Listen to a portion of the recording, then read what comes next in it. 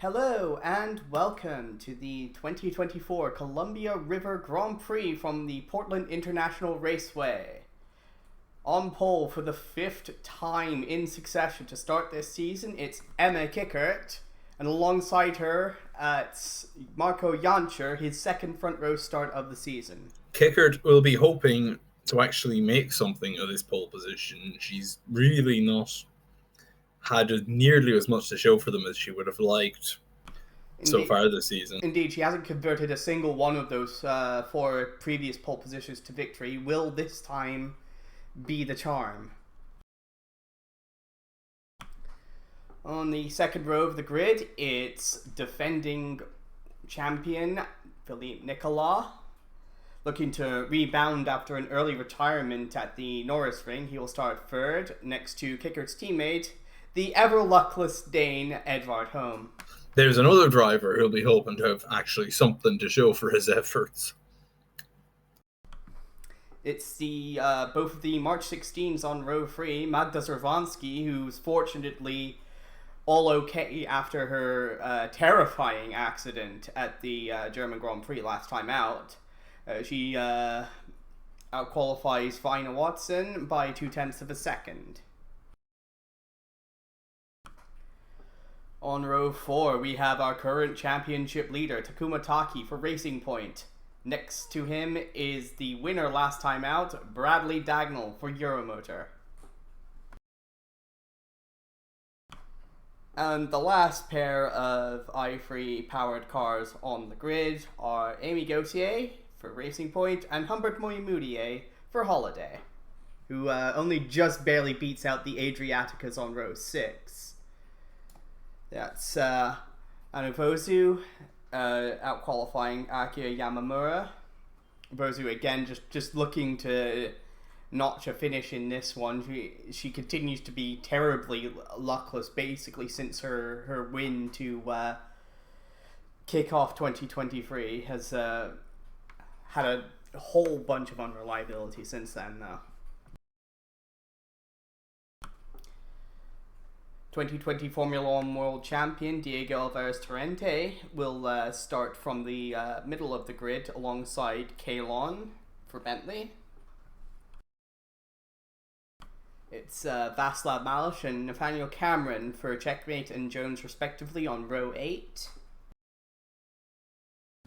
And an excellent qualifying performance from Martin McFry. He outqualifies the returning super sub Lorenzo Coelho for Bentley, who's filling in for the injured Pierre Saint Laurent. Coelho will be hoping he'll have a better showing this time around. His debut was kind of not really through any fault of his own, was not necessarily much to write home about. Yeah, it's a very inconspicuous debut for Coelho. We'll be hoping to do better this time. On row 10, we have Aurora Summers, who doesn't seem any worse for wear after being apparently so disturbed by the crash involving her friend Magda Zerwanski that her teammate wound up being fired. Interesting decision making in the Peak Garage. Yeah, with that. I think many eyebrows have been raised. Indeed. I have very little idea about the thinking behind that, but we'll see if it pays off. They do have we'll see her new teammate soon enough. It's Ben Fleet alongside her on the 10th row of the grid, in the second foxtail. With both of the mechas on row 11, Naoki Shinjo out-qualifying Malik Zidane. And a terrible qualifying performance for the replacement for Andrei Kramnitsky in the Checkmate stable. That's Kaspar Baranek. He's qualified a dismal 23rd. He'll be hoping to make up for that in the race. Yeah, Baranek could have definitely done better. Maybe it's just that he just needs more time to get up to speed with the machinery. Yes, he doesn't have much experience, so this will be a great chance for him to learn, if nothing else. Alongside him, it's Alberto Cara, who's been quietly but consistently putting together enough solid results that he could well become a title contender as the season progresses. And on the final row of the grid, we have the returning Carmen Alvarez Torrente, who seemed to have a little bit of trouble getting to grips with the peak motorsport car, but will most likely come through in the race. She's a very talented driver. I'm sure she'll do fine. And once again, at the tail of the grid, it's Fu Wen for Yang Wang. And with that, the start of the race is just moments away.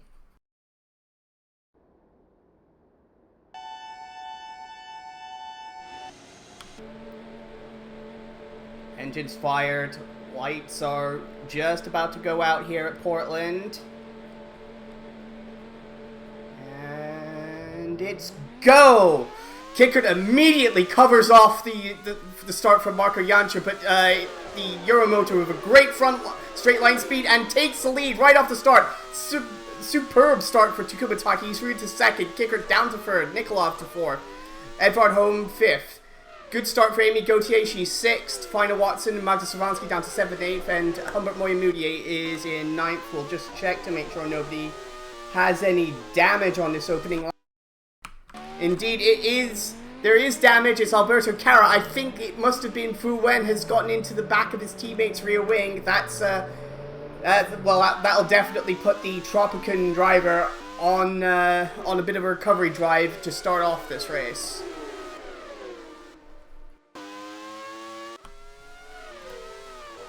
But it's a superb start for Marco Janša as he leads here, already gapping Takuma Taki in the racing point.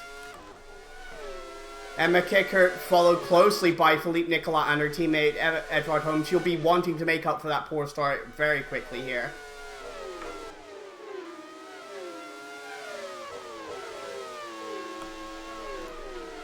A bit further back, it was not such a good start for Bradley Dagnall. He slipped back to 10th. Kalon up to 11th, leading the W12 charge. Akira Yamamura and Anavozu are 12th and 13th. That's Phillippe Nicolas, in fact, making a move on Emma Kickert for 3rd place. So once again, it's been quite a poor start for Kickert to start off the race. Just a solid outbraking move into the festival chicane here. And that will put Kickert now under pressure from her teammate for 4th place.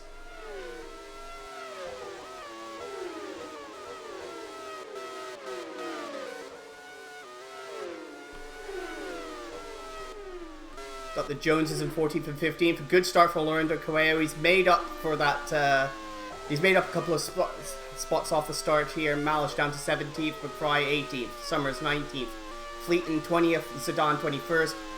Carmen Torrente up to 22nd. Baranek is miles behind the Yangwang powered Peak Motorsport entry. That's not ideal. I think Baranek is holding the one. I think the ones behind Baranek are quicker, probably, and he's holding them up. Meanwhile, again, it's Kickert under attack down the main straight as Edvard Holm moves through into 4th position. I wonder if Kickert could be going for a bit of a risky gamble in terms of pit strategy, as we've also noted that Anavozu's moved past Akira Yamamura for 12th place.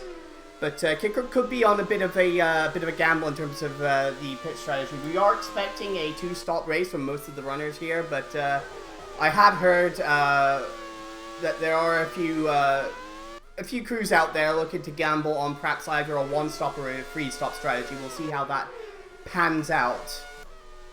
As Marco Janša continues to gap the field, Takuma Taki now being closed down by Phillippe Nicolas for 2nd place. These are the two main championship leaders at the moment. Can Nicolas make the move on the Japanese for 2nd place? He's just set the fastest lap. Janša absolutely feels like probably wants to have another go at actually putting some results on the board, because he still has nothing to show, despite Euromotor getting their first win at the last round at the Norris Ring. That has been their only finish of the season so far.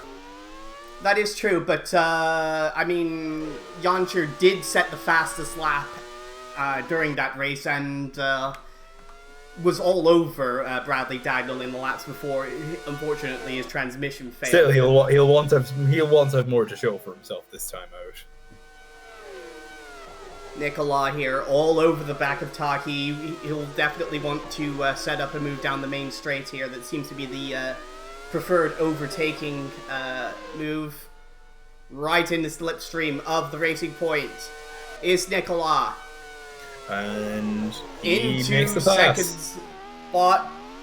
I think Taki tried to hang it out, but closing quickly in on them is the new fastest lap of the race. It's Edvard Holm, and further back in the pack, I think that's an issue for, is that Amy Gauthier in trouble? Yeah, once again, it's an engine failure for Amy Gauthier. She has not finished a race since Monaco, and it doesn't look like she'll finish this one either. It's a very, very disappointing result for her. William Story looks furious on the pit wall. I wonder if he'll pull a Euromotor and also shred his contract with Koenigsegg.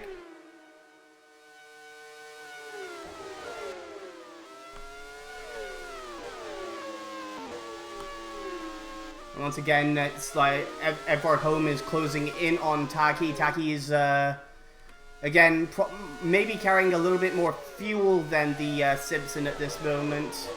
Not able to make a move is home, and that is yellow flags there for Amy Gauthier. She's quickly pushed into the pit lane and out of the race. Very disappointing race for the French woman.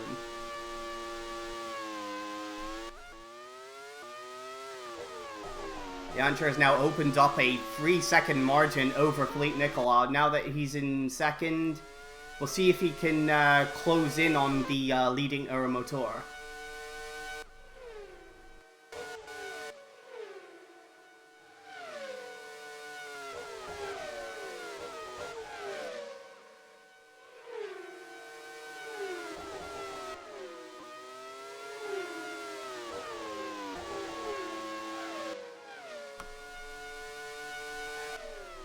Indeed, he did take out 3/10 from Jancher on that previous lap. Holm has made the move on Taki for third place. And that is Yamamura making it her way past, their way past Vozu, who's now into the pits with an electrical issue on the Adriatico. More poor luck for Anu Vozu.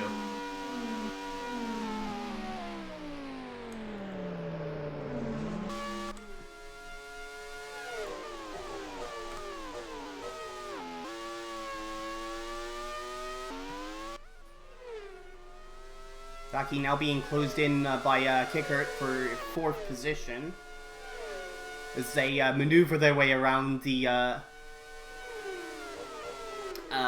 recovering Alberto Cara.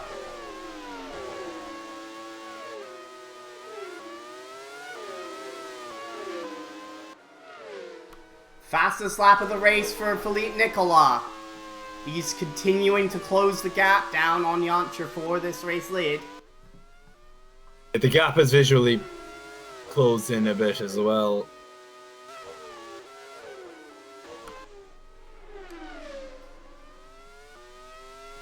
Cervansky looks to be holding up. What was Humbert Moimudier doing there? I think Cervansky is holding up everyone behind her.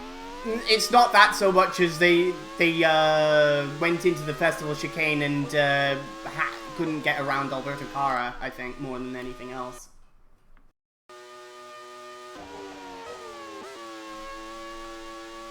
Diego versus Trente closing in on, that is Akira Yamamura for 11th place here. Oh my goodness! More poor luck for Marco Jancher. His engine failing early. That might be why Nicolas was closing in on him. But and that will be his day done. Yeah. Engine very quickly cuts out, and Marco Jancher, it's 5 DNFs for 5 races to start the season for the Austrian driver. Phillippe Nicolas now takes the lead. At least it won't take them too long to bring the car back to the garage.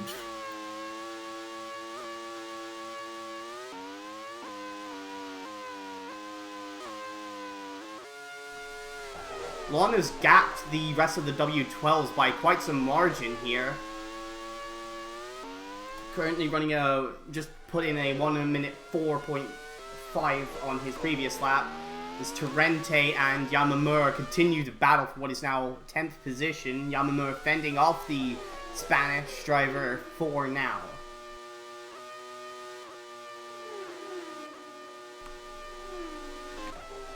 Actually, I think Koeo may have gotten actually around Nathaniel Cameron there for 12th position rather.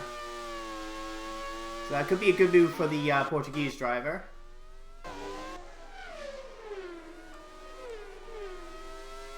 Looks like Aurora Summers has moved her way past both of the Foxdales. Carmen Alvarez Torrente also moving forward from her lowly starting position on the grid. Kasper Baranek is not making any progress whatsoever.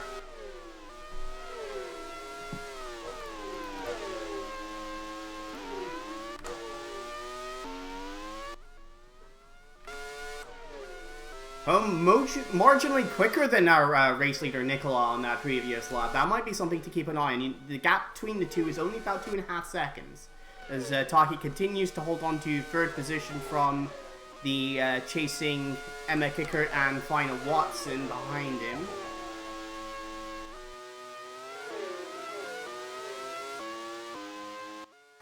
And indeed, that's a fastest lap by Edvard Holm. There's another couple attempts he's taken out of Phillippe Nicolas.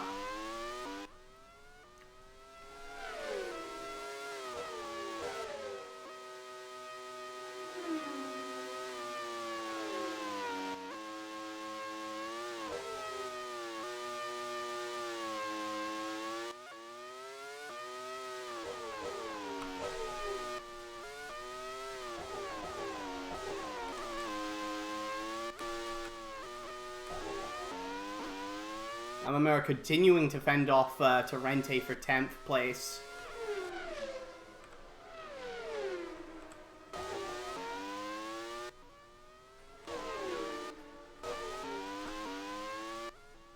I think that is actually Shinjo there really challenging Baranek for 20th place. This is not an ideal ARWS debut for the Czech rookie here. And that is Final Watson taking a look to the inside of Emma Kicker, entering the festival chicane. Could not get the move done though. And that has allowed Takuma Taki to get away from both of them, in fact.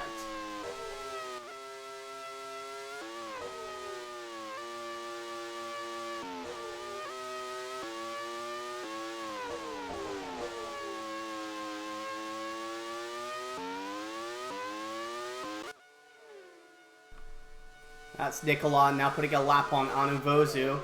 Important to get that move done there before heading around the end of the lap here around turns 10, 11, and 12. Should avoid him losing too much time to Home on this lap. As Home takes another 3 tenths out of the lead here. Final Watson now making another attempt at Emma Kicker, and this time, has he got it done? Just about. So that's the British-Polish driver, Final Watson, moving up into 4th position. And that is actually there, that's Vozu holding up Home a little bit here through the opening section of the lap. So that's exactly what Phillippe Nicolas would be wanting to see. That will cost Home a little bit of time in this bit of exchange here.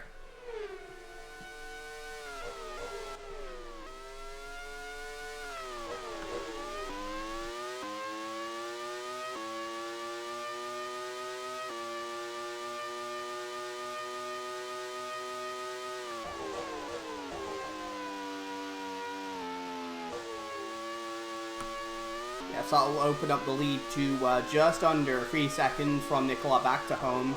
Taki now over 7 seconds behind, but he's got a 4-second margin over Final Watson. And Kicker looks like she's starting to come under attack from Magda Stravinsky for that 5th position now.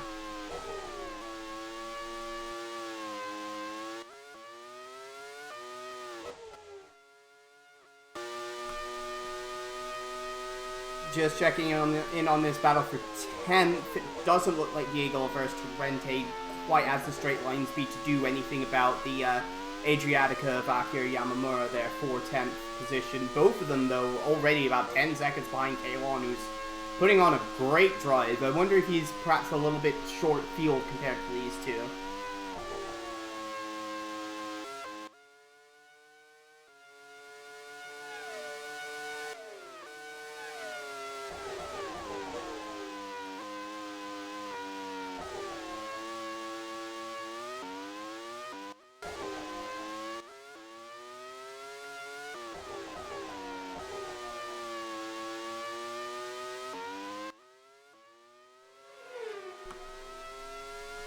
Race now settling into a bit of a lull here. I think a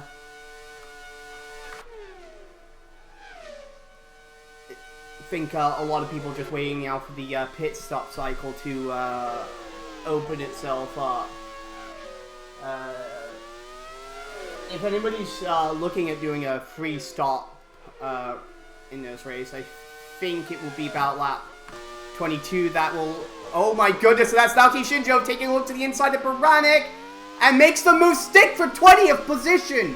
Fantastic move for the vice champion from 2023. Naoki Shinjo there putting a move on Kasper Baranek. That'll be causing some concern in the checkmate pits. As Baranek here, I think, might be being looked at as a potential replacement for Kremnitsky. He won't get that seat by driving like that, I'll tell you that much.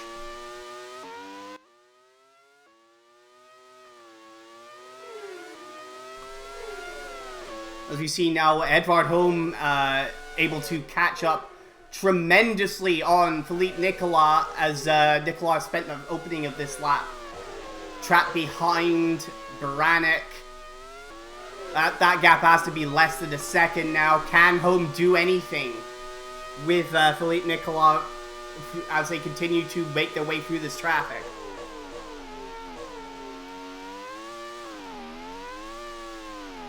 Well, it certainly won't help that Naoki Shinjo insisted on taking the apex there. That's given Nicolas a little bit of breathing space for now.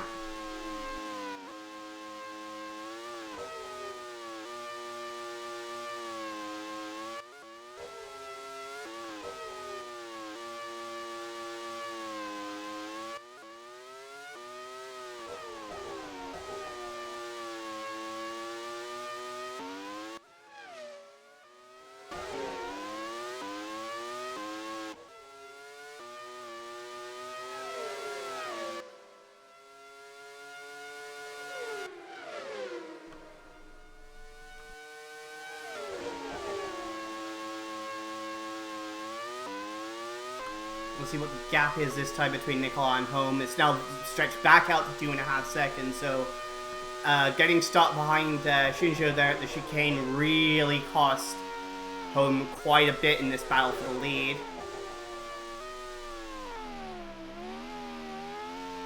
That's a lot more sensible conduct in terms of allowing yourself to be lapped there from Anuvozu, but I think you could understandably excuse Shinjo for maybe getting a little bit too carried away after that sensational move he put on Baranek for 20th.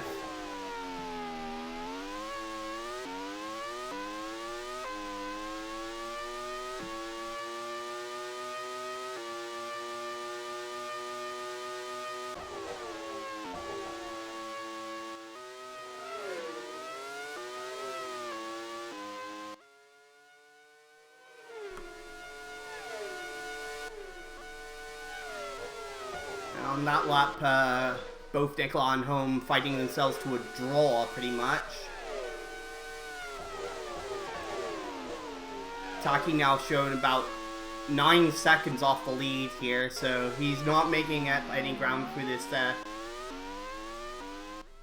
this little pack of traffic. Though he does still maintain a couple seconds over Final Watson, Emma Kicker, and Malsyz Cervansky. Perhaps notably, Humbert Moyamoudier is still running ahead of Bradley Dagnall. There's a 3-second margin that Moyamoudier has as well. That's not exactly, I imagine, what the most recent ARWS winner would be wanting to see. Oh, is there a problem for Takuma Taki? Indeed, there is. There's a loose wheel on the Racing Point. He manages to get it back to the pits, though. It's very fortunate for Taki. That wheel looked like it was about to completely tear itself off, but that will cost our championship leader quite a bit of track position here. I don't think he was in his pit window when that happened.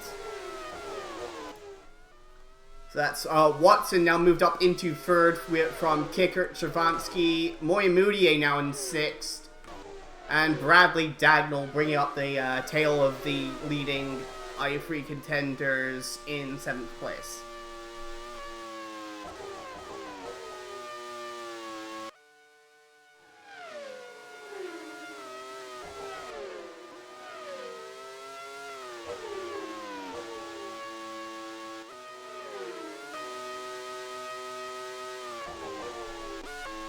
Watson here looks like he has a little bit of clean air to work with. Now that he's taken over that third position, we'll see if he can do anything about the leading duo and maybe make this more than a head-to-head versus Nicolas and Home. As I think we'll see now in the next few laps if anybody's actually trying the free stop strategy in this race.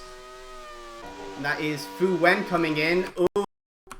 Ooh, that's a missing rear wing on the Yangwang, so both of the Yangwangs missing their front wings early in this race. Not entirely sure how that happened to Wen there. I don't see anybody else with front wing damage, so could have crashed on their own. Actually, it's unlikely that it crashed on their own with rear wing damage. No. Must have been overlooking the camera, though. Yeah. I mean, it must be a particularly sturdy front wing to be able to take out a rear wing like that and not actually damage itself. Stranger things have happened in ARWS. I mean, Humbert Moyamoudier has two podiums. That's far stranger. That is one of them. Exactly. There's Aurora Summers riding with her in 15th position. She's currently leading the lower powered engines, the hybrid i4s and the V8s in 15th. Not too far behind Vaclav Malsyz in 14th either, so a good run for Summers so far. Home here really struggling with this traffic though. This is playing right into Nicolas' hands. He very much would like to secure a third win on this season and really cement himself in the title fight.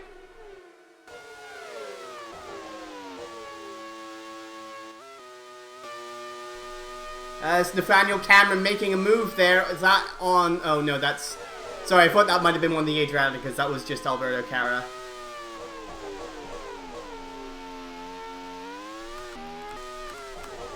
Oh, this is a mess.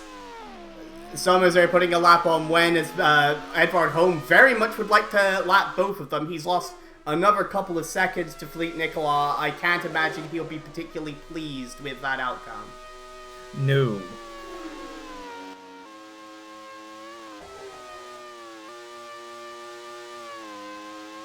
And again, he's trapped behind, I think that is still Aurora Summers there. Now finally gets free of this little pack of traffic, and will have to try again to close down on the leader of this race, Phillippe Nicolas, as we're seeing Lorenzo Coelho into the pit. So it's a free stop strategy for the second Bentley in this race. Right at the opening of the free stop window, and I think that is that Summers also coming into the pits? No, that's Carmen Torrente in. So likely the strategy there with Pete was probably to put her on low fuel to try and gain a bunch of track position. It seems to have worked in this early stint, but we'll see if the rest of that strategy pays off for her. She did have most of a pit stop over Baranek, though, which is certainly saying something.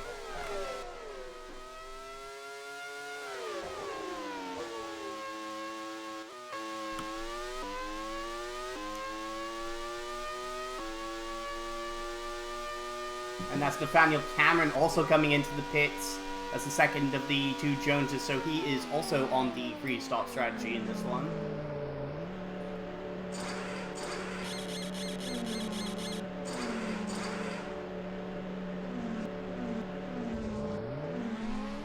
Solid work there by the Jones crew, under 8-second service there. Is seeing Takuma Taki trying to recover now. Breezes right around the outside of Kalon and takes 8th position.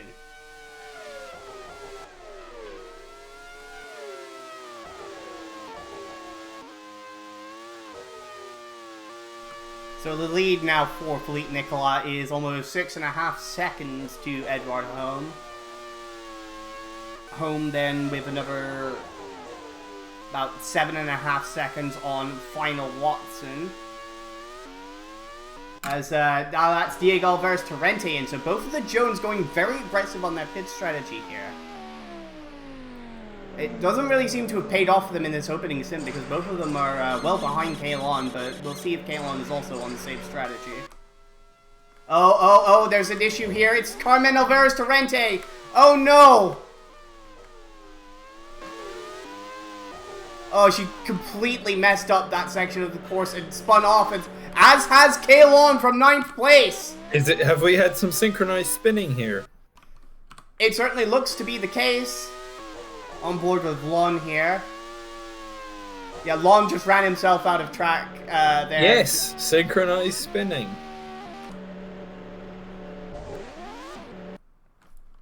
That is not what Torrente would be wanting to do in her return to ARWS competition here. Neither alone,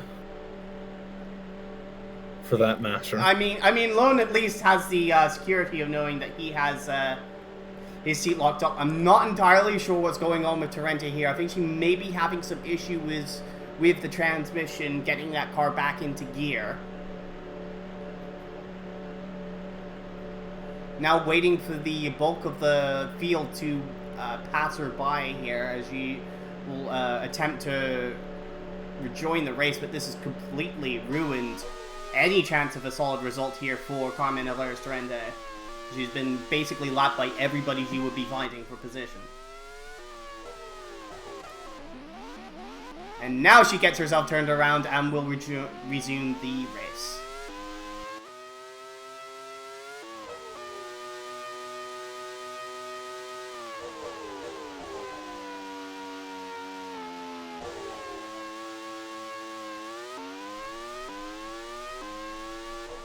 I think we're getting close to the point where the first of the two stoppers might start looking to pit as well. So we'll see if anybody's on that strategy soon.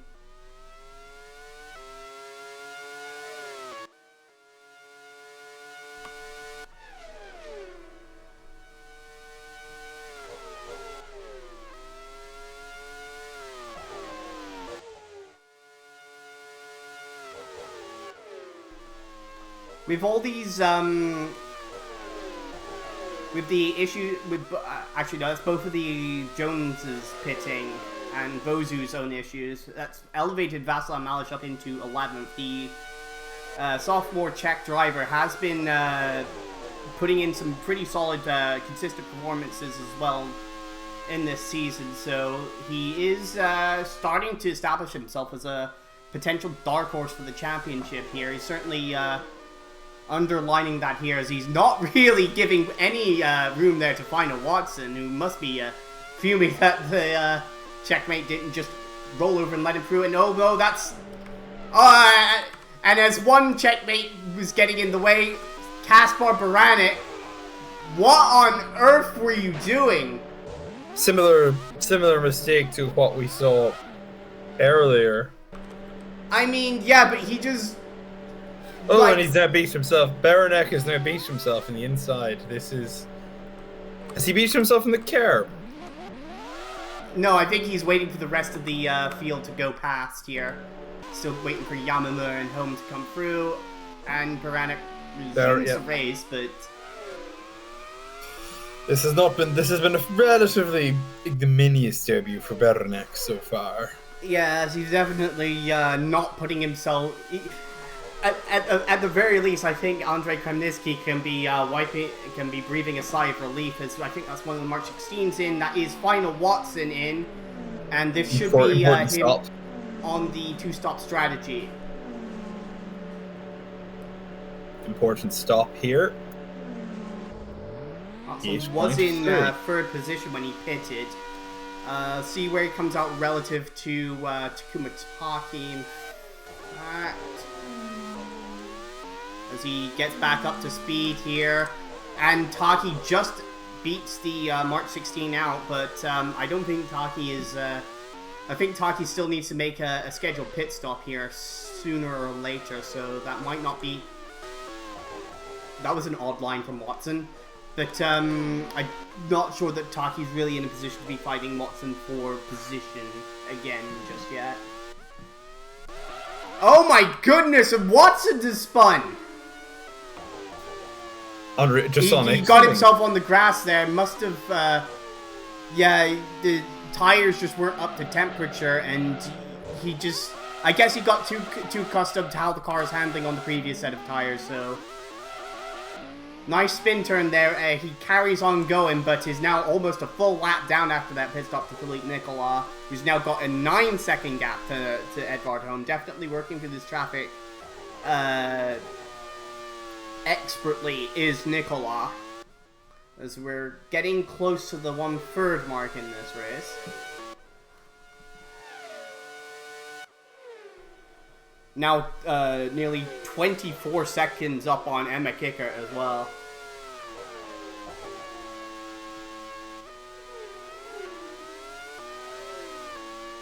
So right now it's looking all good for Phillippe Nicolas in this race. As now seeing K Lon into the pits. So Lon is on the two-stop strategy. Is definitely less than ideal for the Joneses, who don't really seem to have the pace or the strategy to beat Lon in this battle.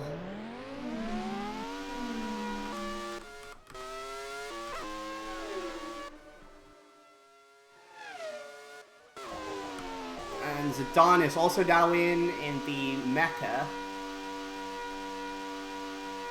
He's been running actually ahead of his teammates, so this has been a good run so far for Zidane.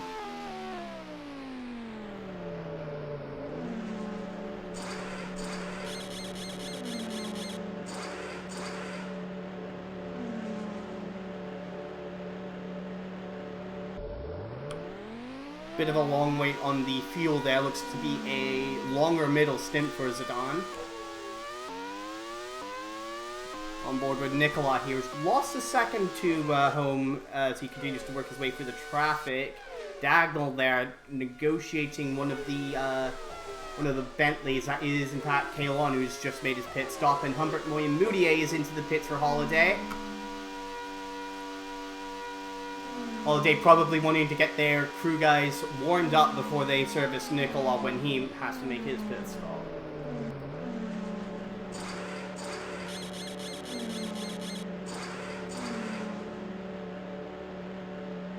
Bit of a wait on the fuel here. They get him out in just about 10 seconds flat, so good stop there for 35 laps. 35 laps of fuel, give or take, is the estimate.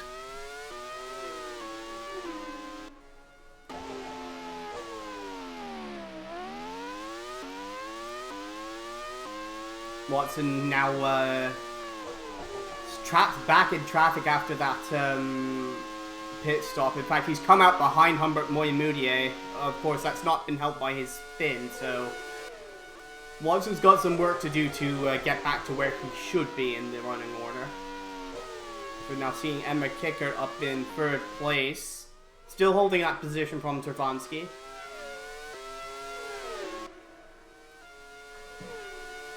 Takuma Taki now in for his first scheduled pit stop. 2nd time he's been into the pits in this one.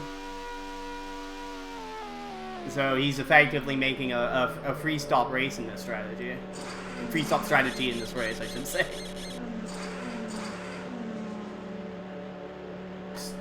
That's also one of the Foxtails in for service there. That was Ben Fleet.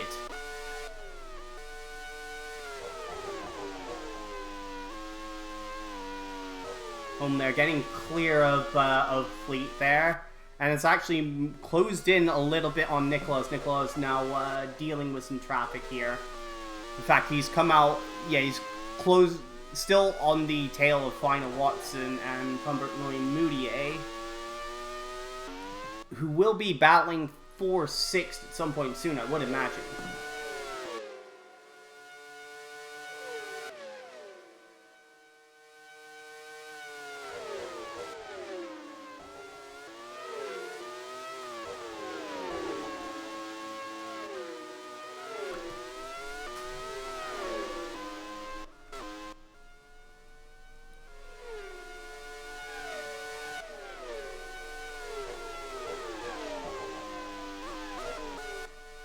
That's another second home's taken out here.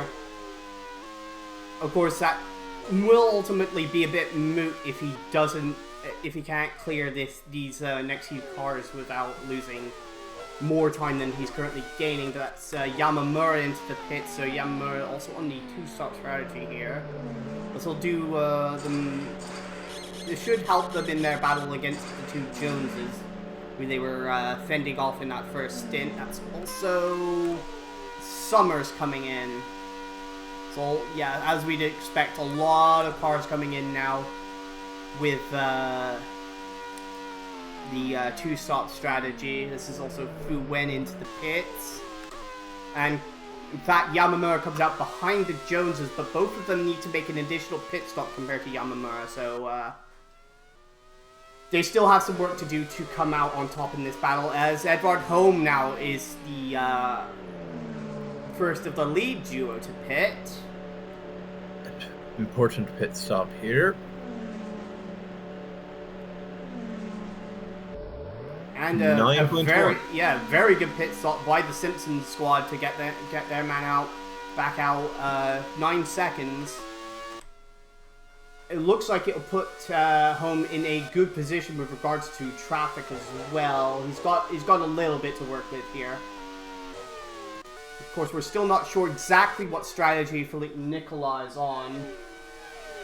If he doesn't pit within the next couple of laps, I think he might actually be on the 1-stop. But no, he does in fact duck right into the pits, answering the challenge by the Simpson strategy, as I think that is Ben Fleet, who's also now spun off.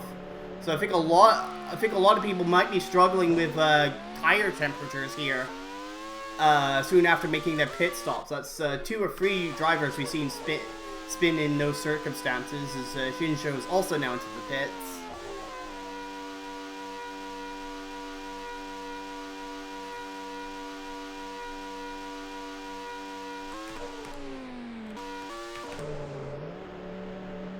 So this is Nicolas in for his service.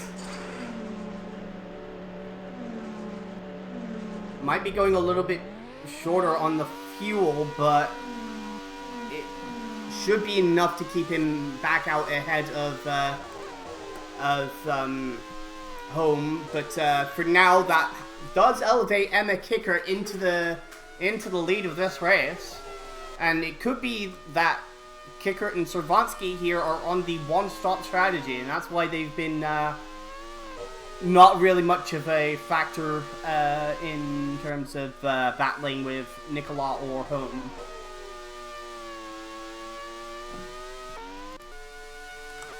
And Final Watson going for 6th place, takes it back from Moutier, as he will now set off after Bradley Dagnall and see if he can Well, there's a bit of a gap to Dagnall, though, about 20 seconds, but I'm not sure if Dagnall is on the... Dagnall may be on the one stop here as well, actually. Is Kickert now making her way through traffic, so Kickert definitely on the one stop at this stage, I would say. As is Servansky, so this could be a four-way battle for the win here.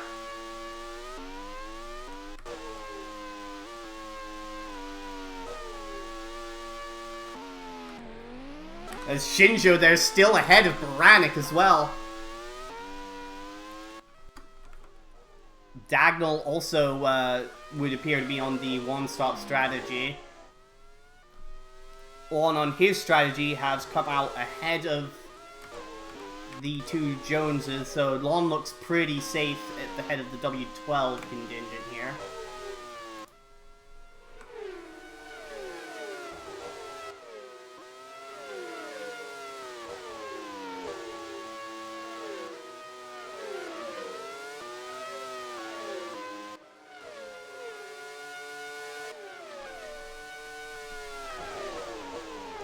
Kicker able to put a little bit of a gap on Servansky in their personal duel. And now Kickert's actually cleared this group of traffic, so she should be able to maintain this lead for a few laps more until she needs to make her one and only scheduled pit stop.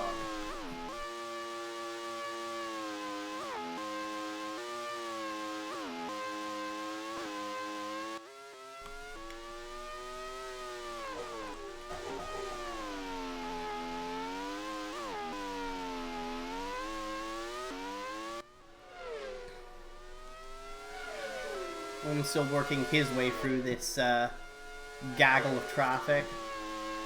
And actually, it's escaped my notice until just now, but Vaclav Malsyz is actually running ahead. Oh no! It's another DNF for Euromotor! A transmission failure for Bradley Dagnall from 5th position. The Euromotor crew look quite frustrated on the pit wall already, knowing that it's yet another double DNF for them.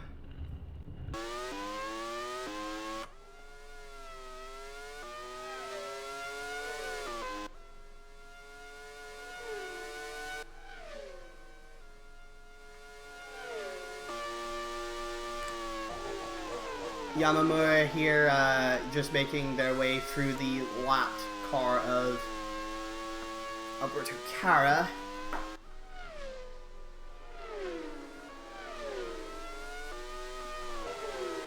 Oh, somebody else is off. It's Lorenzo Coelho. Coelho has done what his teammate did. The opposite end of the circuit, though, but still, he's also spun off. A lot of drivers having issues with their tire temperatures, it would seem. Who is taking his time waiting for a spot to appear before... Well, it is vital that he avoid a penalty for an unsafe rejoin. Yep. Coelho is going again now. Yeah, let's see if this actually would qualify as one. I'm not sure. Shinjo, nah, he's over in the pit lane there, so no real danger.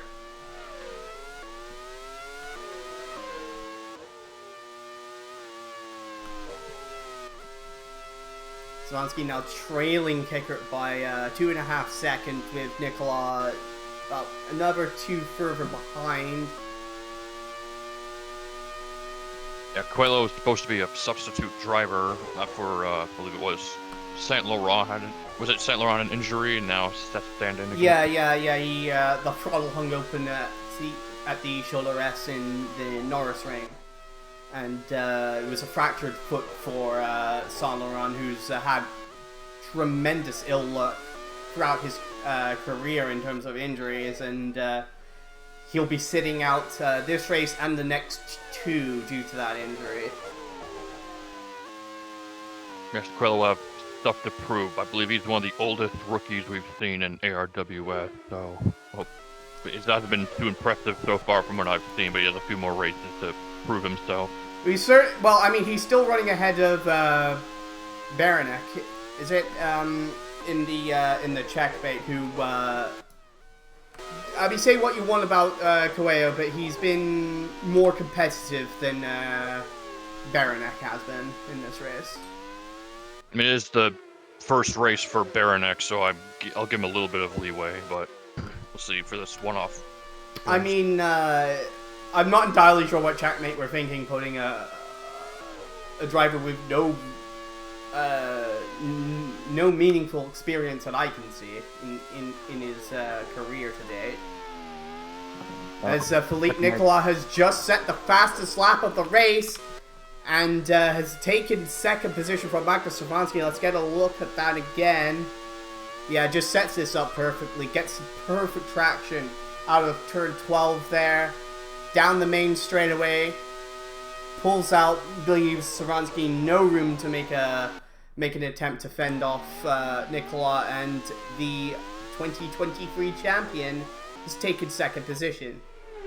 Now he'll set off after Emma Kickert for the lead of this race. Again, all these drivers at the top four only need to make one more pit stop, so this is effectively an on-track duel between all of them for the win. With Kickert leading Nicolas and Savansky by about 2 to 3 seconds, and Home only 9 seconds off his teammates at present.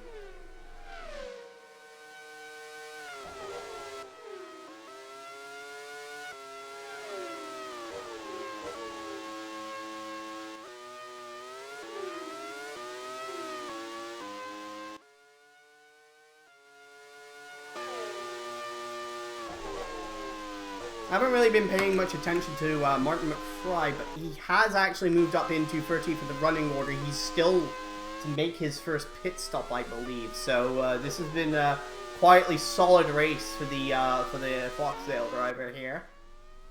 How far ahead is he of 14, 15? Because he may lose those places in the stop. Well, Vozu's still recovering, so from the early.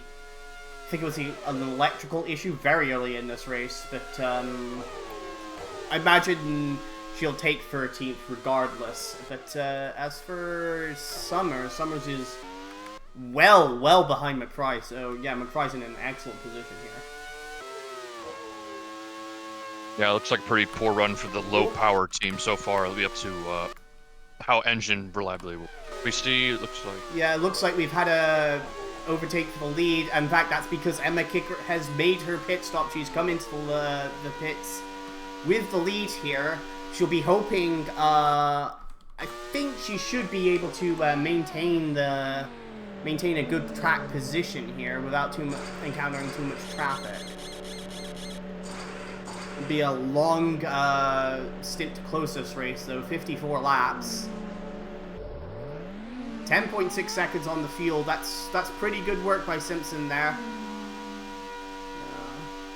She'll have a little bit of traffic to worry about, but if she can get these tires switched on and working, she could well still pull off this race win. While that was happening, I think Ben Fleet has actually moved past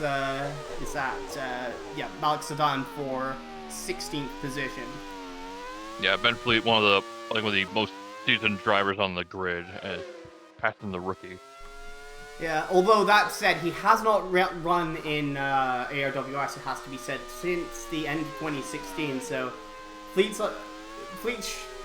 well, you would think Fleet would be a bit out of practice, but he's showing he's still got what it takes to compete at the front here. He hasn't been retired, he's been doing plenty of endurance racing in other series before returning to the top flight of open wheel racing.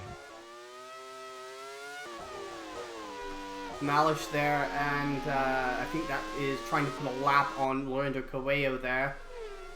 Fact I do note that there's a big crowd of cars behind him too. Gonna be a real scramble for getting lapped. I'm trying to see who is a fight for position. Kaelin's definitely gonna benefit Lon from this. and Malsyz are fighting for 8th position. I think Lon may have caught and passed Malsyz earlier in this stint. Coelho's a lap down. Final Watson and Humbert Moya-Moutier are still battling for 5th position. Watson, I think, must have been hung up in traffic pretty terribly on this lap because he had gapped Moyamuni pretty significantly. And actually, not too far behind Malsyz and Lon is Torrente in 10th position. But Torrente on the free stop strategy, remember, so he's got a bit of he's still not in a particularly great position, track position wise. Despite that, he's still ahead of his teammate, so he's got some. I think he has a competitive car here. It's a competitive car, but I think Jones gambled a bit hard on the free stop strategy, paying off, and it really doesn't seem to be the case here. This is a rather narrow course, despite how fast it is, so you gotta make sure you're not gonna get caught in traffic too much. Yeah, they spent the entire first stint, of course, trapped behind. Oh my goodness, that is the race leader, Phillippe Nicolas, in trouble. It's a transmission issue. Oh, that's his day done. That is his day done. In a rather yeah, that's not ideal for Phillippe Nicolas, but his hopes of winning this race and retaking the championship lead are done. What is going on here? Is that a cue in the checkmate? Oh, they broke. That is not a good pitch. That is not ideal, having Malsyz and Bernek pitch at the same time. Yeah, I don't think they were expecting Bernek to be lapped by his teammate this badly. My goodness, what is this? Martin Moravich, what are you thinking? Oh no, and that's Final Watson with an engine failure. And oh my goodness, what is going on here? We've had two. I don't know. I don't know where to look. Is that Cervansky off in the gravel? I think also off. Things are popping off now. Just be a really bad lap for never mind. the March 16 team. Oh no, that was Home making a move on Cervansky for the lead. Right. It's now a battle which is now a fight for the lead, so it could be an yes. important path. This is actually looking really good for Edvard Home at the moment. Knock on wood, obviously. Yes. I'm looking over at the Simpson pit right now, and I could.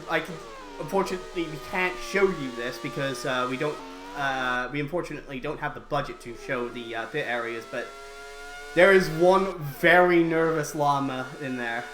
The most nervous llama I've ever seen as Stefan is hoping desperately for Edvard Home to finally be able to finish the race. And oh my goodness, we got more yellow flags. Who was that? I think that might have been Watson's car finally giving up the ghost, as it were. Yep. Not sure why he stuck out for most of the lap. That was a bit of a stiff enough impact for pulling the car off. I think he was just mostly frustrated. It's been a Quite frustrating possibly. season as the other March 16 is in for service here, right around the halfway point in this race. Is Magda Cervansky. I think that's one of the young ones also in the pits there. I believe that's Cara. He's in two, he's coming out. Yeah, that is Cara. The Yangwon team somehow are currently second in the Constructors' Championship, a testament to their reliability more than anything else. But that said, it's been an unfortunate race for them so far. At the of course the first chicane on the first lap, Fu Wen, I believe, clattered into the back of Cara's and broke his rear wing, and then when I think later lost his own rear wing in another collision. Is Nathaniel Cameron is also out of the race with a transmission problem. Nate, you could have pulled it into the pits. Why didn't you? The cars gave up the ghost a little too early. We don't know. Either way, that's one of the Joneses also out of this race. Rather heartbreaking to be that close to the pit lane and give up, but sometimes that's what happens. So we've got Edvard Home now leading. He's running now encountering some traffic, so we'll see exactly how this plays out. He still needs to make his final pit stop. Emma Kickert has made her final pit stop, but is running, let's see here, as she comes across the timing line. Running roughly about a second slower than her teammate in clear air, 28 seconds off the pace, so it will be close between the Simpsons when Home makes his final pit stop, which should be in about 10-15 laps from now. Kickert's got a gap, though, of 6 seconds over Magda Cervanski, so that earlier pit stop in the one-stop window has definitely paid dividends for Kickert. In 4th position is Humbert Moyamoudier, who's still running in a decent position. Martin McFry, and I think that is... who is that? I think that's one of the Adriaticos. Yeah, that's Anu Vozu. So Vozu, I believe that's her one and only scheduled pit stop in this race. It seems like Adriaticos converted her to a one-stop strategy to try and make something out of this race. Well, effectively a one-stop strategy. But Takuma Taki is still running, by the way. He's in 5th place, about 12 seconds behind Moyamoudier. I think he can catch Moyamoudier before the end of this race. I'm not sure if he'll be able to do anything with Cervanski or Kickert, though.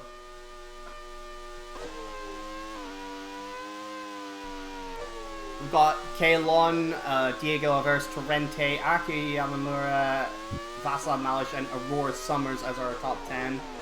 So very crowded. So a very crowded first area if you look on the map. Like, I think it's like 3 trains. Like, it's still a very crowded field at the moment. Yes, a lot of the leaders working their way through this group of traffic. It's Anu Vozu in 11th position, still recovering from those very early electrical issues on her car. Martin McFry still running strongly in 12th position. We've got Ben Fleet, not too far behind his teammate in 13th. Moyamoudier there, putting a lap on Kaelon. Malik Zidane still running strongly in 14th. This is a good run for the Egyptian driver. He's currently running ahead of his teammate Naoki Shinjo. Learned Coelho, after that spin, is down in 16th. A fair ways off the Foxtails and Mechas ahead of him. And then we've got Kaspar Baranek there in 17th. Now 3 laps down. Miserable performance from Baranek in this one, you have to say. Not too far ahead of Carmen Alvarez Torrente in 18th. I don't know if Carmen's been having trouble getting used to having the low-powered cars. It's obviously you're not going to be destroying them on pace. You're going to be... Yeah, she spun and had to wait basically a lap at the earlier on, so that does account for her poor track position currently. We got Cara down in 19th and Fu Wen in 20th after their issues earlier in this race with the broken rear wings. And those are 20 runners currently in this race. Does Wen a lap down on Cara? I don't think I've seen them on the same lap. No. Wen is on the same lap as Cara. That, if anything, that's an improvement on pace, even though he didn't know the context. So I think he's finished at least 1 lap down on Cara every single race so far this season. I mean, like, I don't think he hasn't been lapped by Cara. I think it's just a case of he's been lapped, but the leader's been between the 2 young ones. So it looks like he's been lapped, but it's just because of where the leader was when the race finished. I think in terms of pace, Fu Wen has been perfectly adequate for what I think Yonglong are looking for from him. Obviously, I think Taki's now only a minute behind the leaders. It may be an outside shot to gain some places and hold on to the points lead. That's Torrente into the pits for his 2nd stop of this race.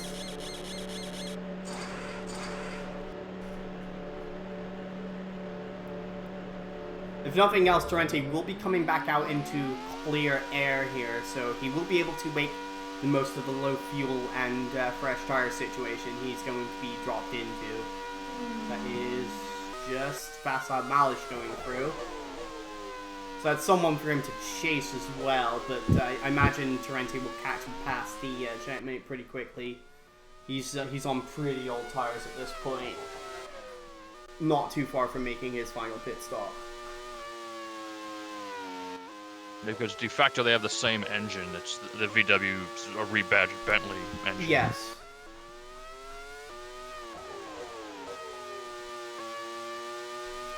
Edvard Holm now leading by well over half a minute while we've been looking back through the field. For sure, I've seen some prayers going on in the Simpson paddock, rather unusual considering the luck of Holm. Maybe it's that's boring. Yeah, I think I see his family doing a prayer circle. I think it is. So they think it could be on for him winning this race.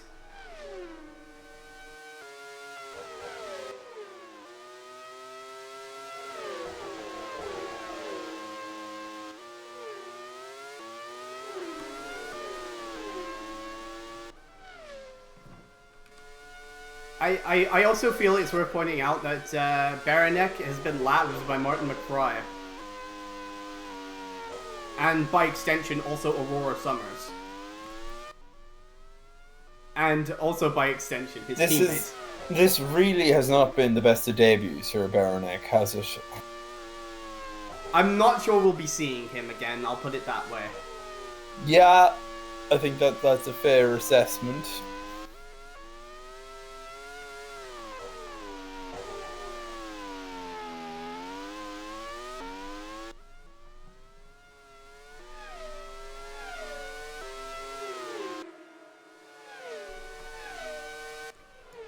Holm now is starting to encounter a bunch of lap traffic here. This is exactly what Kirkert needs to get back into the fight for this win. Although Holm should be pitting relatively soon in the next 5 or 10 laps, I think.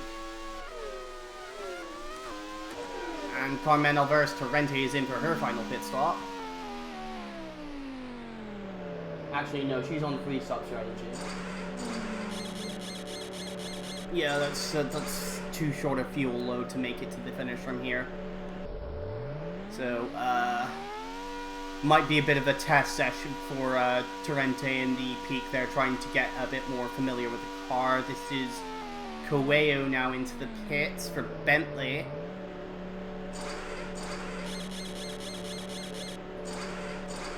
He's also on the free stop again. I think they're just hoping he gets more familiar with the car, since he'll be also running this at Loudon before Saint Laurent returns to competition for them.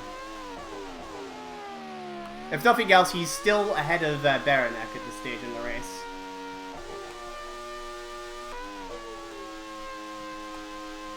In fact, let's see. Where is Baranek relative to...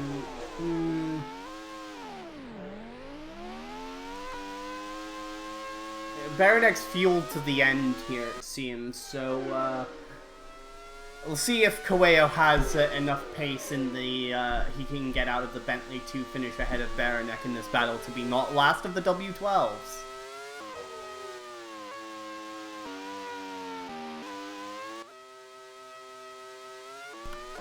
In fact, that was Edvard Holm putting Baranek now a 4th lap down. As we're 60 laps, well, we're just about to reach lap 60 in this race, so not quite 2/3 of the way through yet. We still have like a good cluster of cars though this late into the race, and with a number of DNFs. Yeah, it's surprisingly low unreliability rate in this one. It does seem that the ARWS teams are definitely getting the hang of this, but ooh, I think Fu Wen got it a little bit overcooked there at the tail end of the lap, but didn't fall off the track, which, again, I mean, that's what they pay him to do, keep the car on the track. He comes from endurance racing, so he's more known for patience and being consistent more than raw pace. Which is, I mean, when you're, which I think is, frankly, ideal for the situation that Young Wong's in.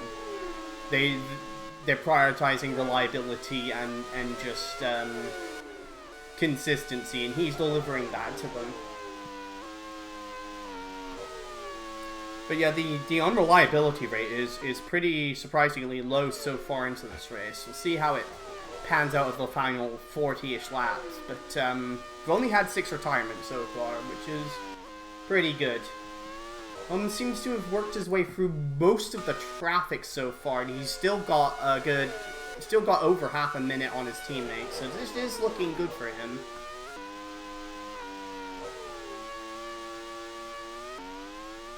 I think he's working on KO1 here to put Lonnie's second lap down.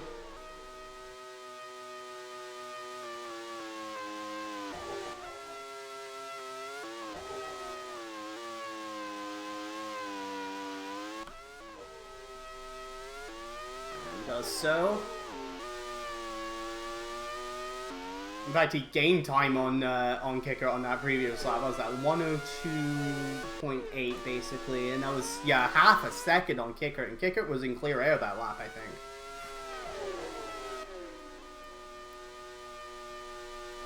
As far as the pace and track position goes, this is looking good for Edvard Home.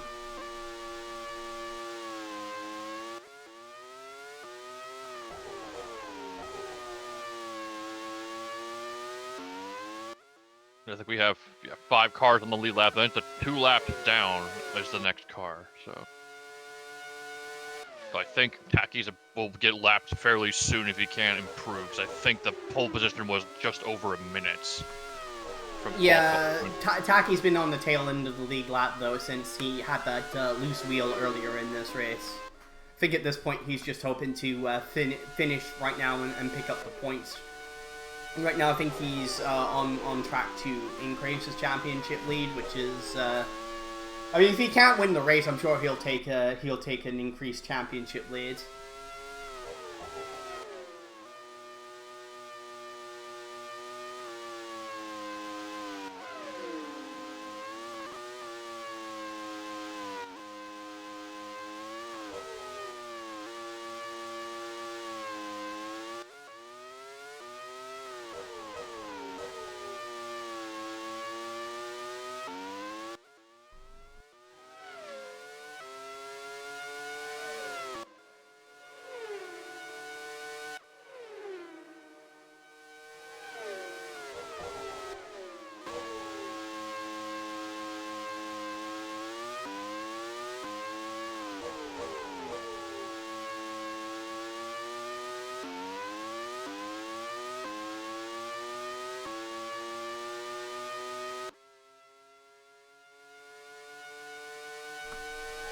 Malsyz there actually getting challenged by Torrente. I think indeed Torrente on the freestyle strategy has moved past Malsyz for 8th position.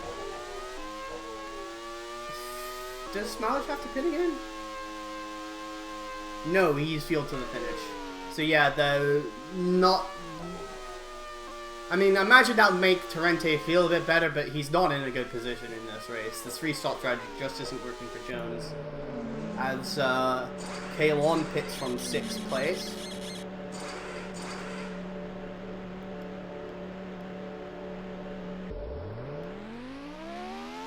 He now returns to the race in...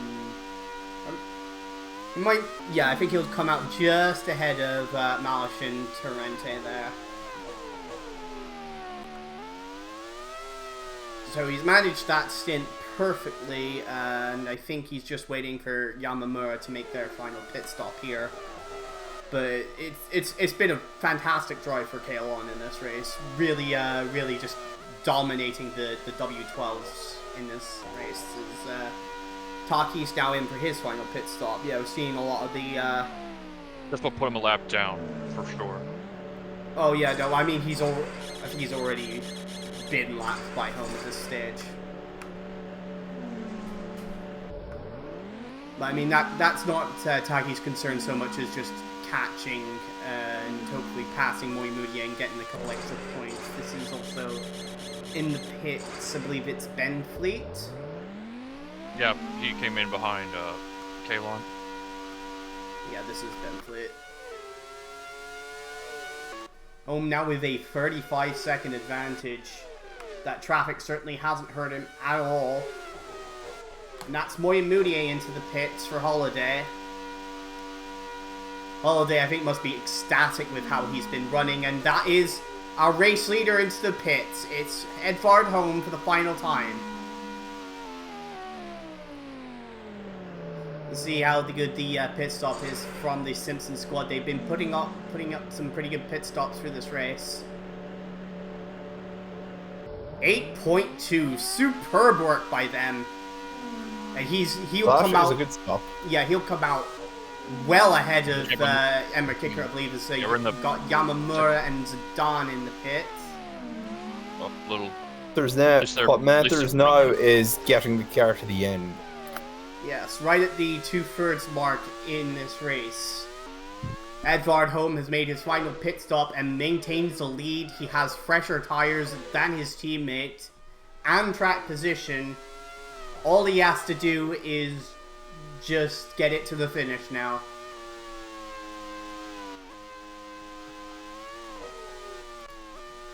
Juan has moved through into 6th position. Torrente still needs to make one more pit stop, so he'll fall behind at least Torrente and Yamamura. At least behind Yamamura and Malish, I should say. He may also fall behind the recovering Anuvozu, who also doesn't need to pit again. Whereabouts is he? Yeah, shout out to the Adriatica team. They've not been the most setting the pace on fire, but they've been putting in some pretty good top 10 results in and out. Yeah, I think after his final pit stop, Torrente should slide back to 10th, as Summers still needs to make another pit stop. Fuen is in for his final pit stop of the race. And, just a slight camera glitch there. They did actually put the wheels on that young one. Still running in the last position of those still in this race. Again, with the troubles that Young Wong have had in this race, a double finish is still, I think, perfectly reasonable for them. If that's all they can manage. This Home is caught up in a bit of traffic here, right behind Takuma Taki and Alberto Cara. There is still a third of the race to go, give or take, so it is a bit premature to pronounce a double finish is on the cards. I mean, I've definitely put them back in title contention, but again, they're on the high power stuff, and we know how liability can strike with these things. Edvard Home, probably the biggest best person you could ask on unreliability. He's got a 4-second lead to work with over his teammates, and 7 seconds on Servansky. He's worked his way past that little bit of traffic here, looking to put a lap on Takuma Taki's. My goodness, what Taki there? Just. Taki's not trying to prove he's not. He's the points leader. He's trying to do what he can. Yeah, well, swap sides on the track. Home looks to make a move there. Taki moves to block. I believe that was Taki's one move. I think Home was kind of moving around. Taki made at least 2 moves down that straight. But it's immaterial now. Home's through. Kicker now looking to line up. That is, I think that's Shinjo.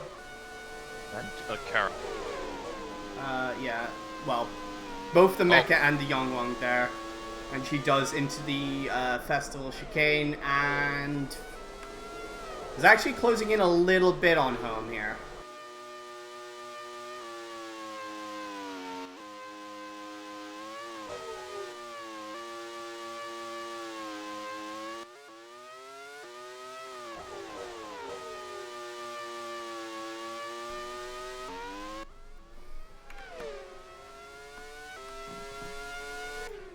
Home now clears Baranek and now has a bit of clear air to work with.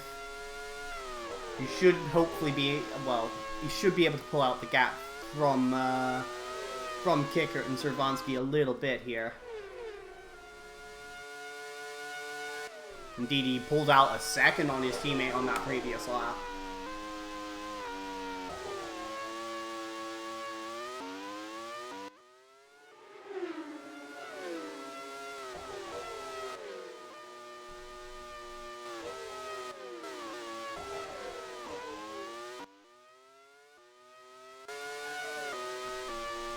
So, Moyamudie's fueled to the finish. Taki, I think, is also fueled to the finish. They're not too far from each other. Maybe about 10 seconds. I think Taki can actually catch and pass Moyamudie in this battle for fourth, as Summers is in. They're usually bleeding the low-powered engine option. I know they've had more reliability issues with the Yonglong hybrid motors than the work team, but looks like they're the stronger team with the power this race.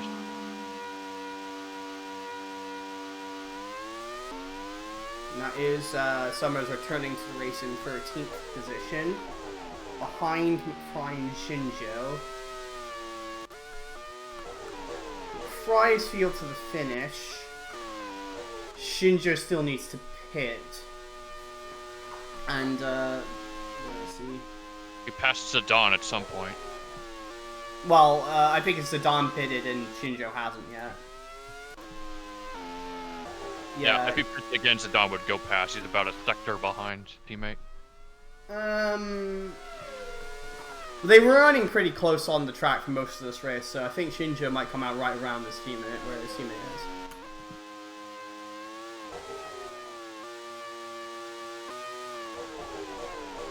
Meanwhile, up front, it's still looking good for Edvard Holm. He's extended the lead to 7.7 seconds. Did somebody? Yeah, that's Shinjo coming into the pits.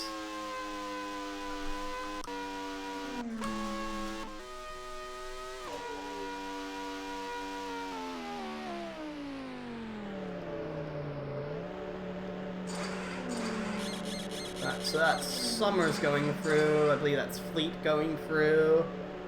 And this should be Zidane coming through as well. Indeed, there he goes. And also that was Koeo as well.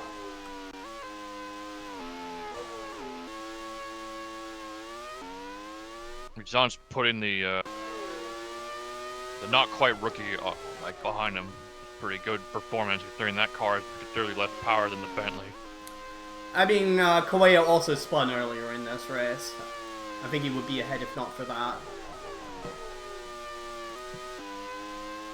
But, I mean, Baranek also spun earlier in this race. I think he would still be behind Zidane regardless.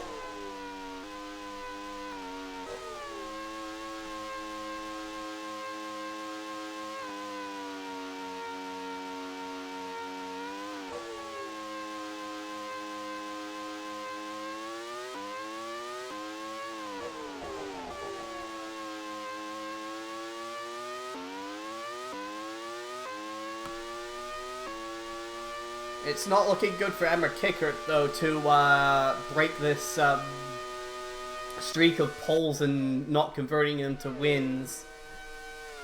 She's now 9 seconds off the pace of her teammates. Doesn't look like she's really got the pace to challenge him on track. I think it's still... if she could bring home a second place, it'll be good for Simpson in...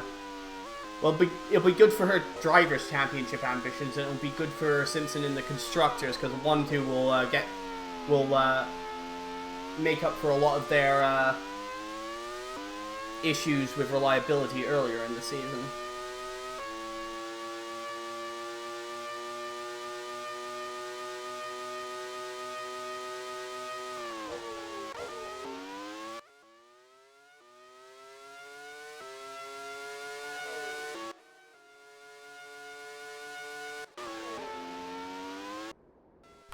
That was actually a pass for position there for Koeo.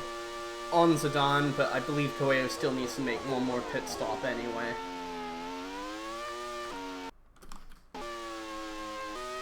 Still, I think in the battle of the two super subs, Koeo's definitely coming out on top in that one. I don't think it's much of a battle. It is a fairly short debate.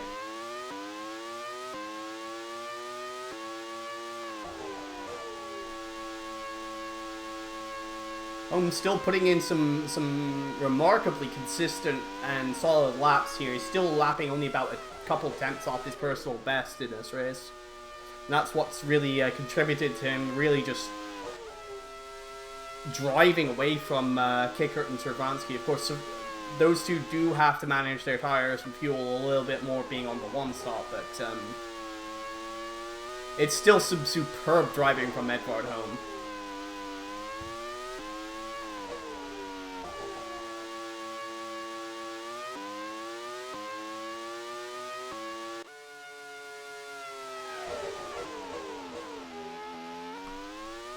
Meanwhile, as this continues, it does appear that Taki is closing in on Moyamoudier.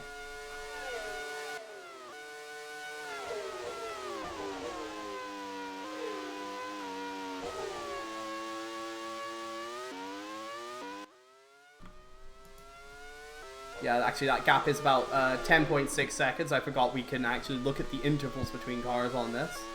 Also, in Cervanski is only about 2.5 seconds down on Kicker. They could close in if they are on the not on a one-stop strategy. No, Cervanski's also on the one-stop. She's been basically just...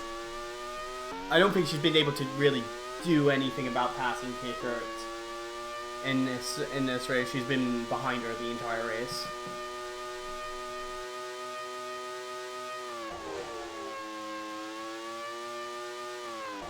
We've only had 4 DNFs so far this race. 6. Usually 6 total. Still, it's a bit below average for ARWS so far.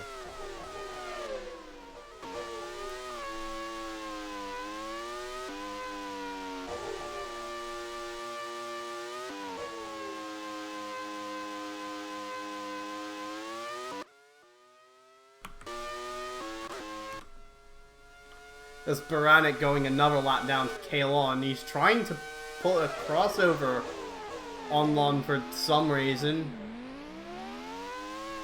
As Diego versus Torrente is in for his final pit stop.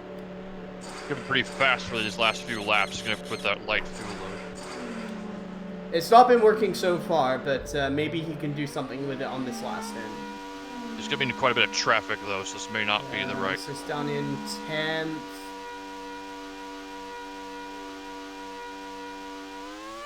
He's not too far behind the cars in front, actually. He might be able to do something with Bozu. Probably too far for him to catch Malish, though. Actually, I was curious. Baranek has been put, I believe, 2 laps down by Kalon now.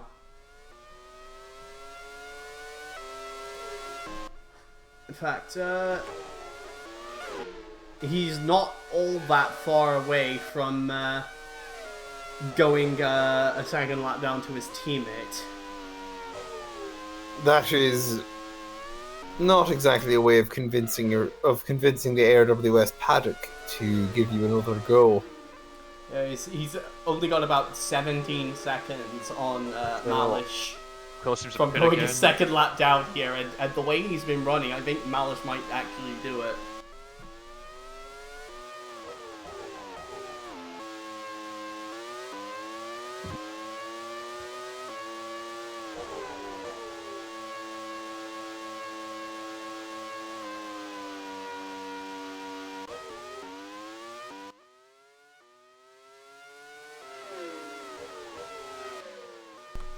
Cervanski has managed to close in a little bit on Kicker over the last few laps. She's taken about a second out of the second place Simpson driver.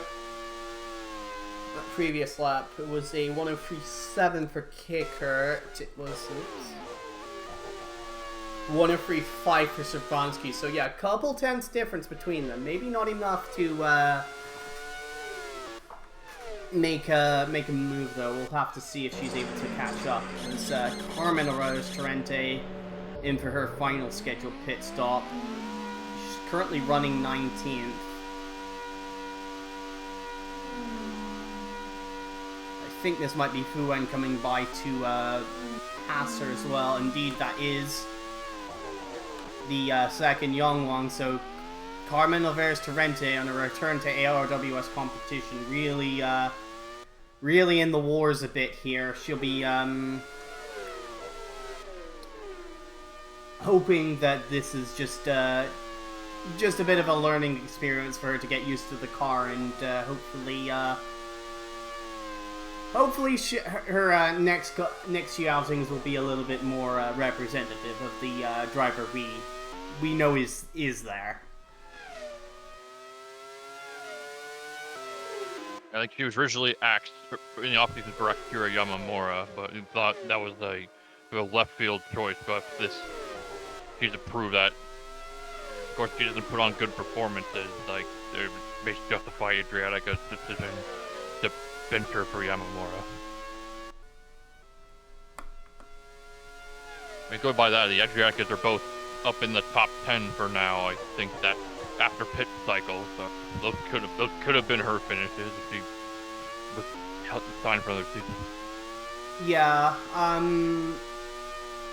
Yeah, she certainly seemed perplexed by the decision to axe her in terms of when she was a title contender in 2023, if only briefly, but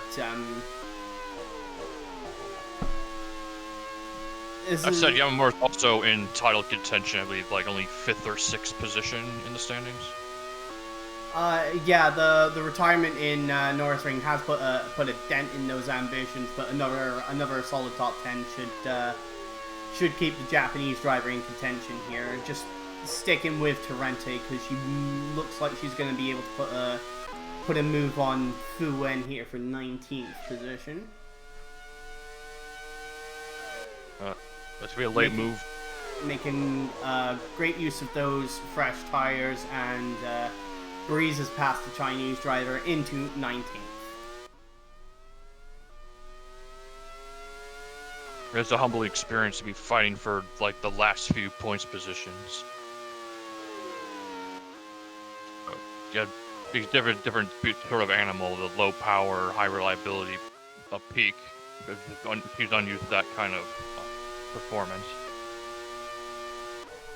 Yeah, it could also just be the design of the car is, and the handling, and all that is probably quite different than the design philosophy of, say, the Adriatica, which she was very adept with. Meanwhile, taking a look at Moyamune and Taki for a minute here, that gap is been stuck at about 10 seconds for several laps now. I don't think Taki is going to be able to actually catch and do anything with Moyamune for 4th. Looks like he's settling for 5th right now. Probably trying to avoid stress the car too much and just bank the points for this race. He's about 30 seconds ahead of Kalon, so I don't think he's at risk of someone from behind.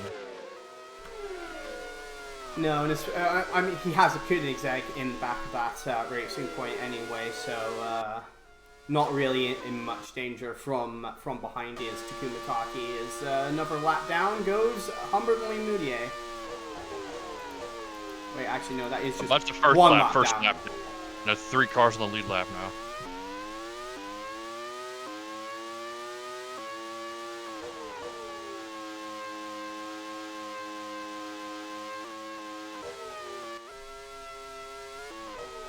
Kickert's pulled out the gap a bit now on Servansky in their battle for second.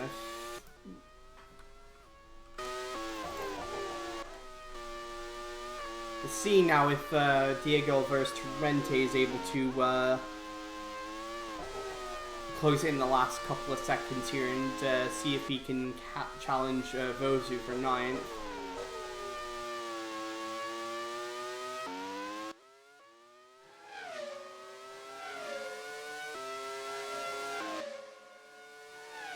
Yeah, for all the talk of the the Bentleys, teams they're supplying that Herman-powered Adriatica car is a pretty strong package from what we've seen. Well, But having a lot less money it is a modified variant of the Bentley W12 ultimately.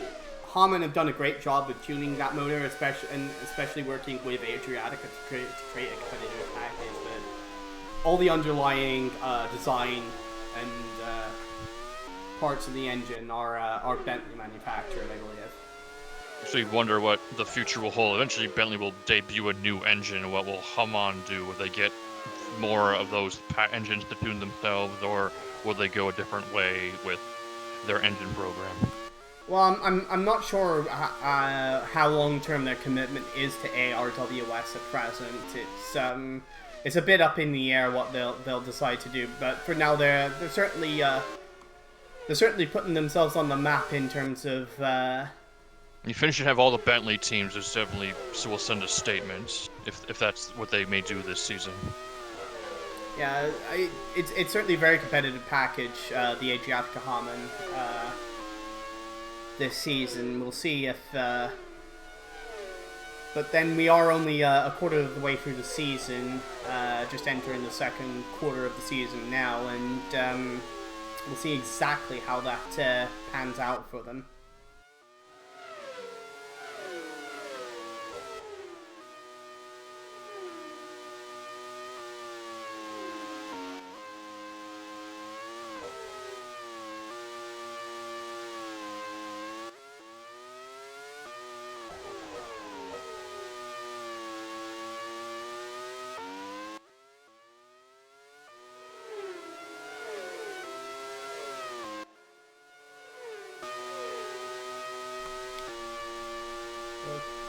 Okay. I don't think, yeah, they aren't in danger of being, lapped by anybody else for a little while here, so Torrente may have a bit of, room to operate in trying to catch and pass Vozu for this ninth place. Didi's, made a great run through the, Festival chicane there. She's being held up by one of the mechas up ahead. Yeah, she wasn't able to make the move into the Festival chicane herself, so this is not ideal for Vozu. Torrente would be all over down the back stretch here. You can make a move in the second sector here, but it's a bit risky. Yeah, it's not really a good overtaking spot unless you've got a massive speed differential. I don't think that's going to be the case here. Yeah. He's going to wait for the pitch straight, looks like. Yeah. If Vozu's smart, you'll want to try and use the mecha as a bit of a pick here. That is Malsyz in 14th place. Torrente takes a look. Tries to sell her a dummy. I don't think that really panned out the way he expected, though. And now, Vozu's done exactly what she needed to do there. Cleared Zidane and gave Torrente no room to follow her through. So Torrente will now spend the first sector of this lap trapped behind the mechas. Really no room to make an overtake for these opening few corners. That said, he does send it around the outside here, entering the back stretch.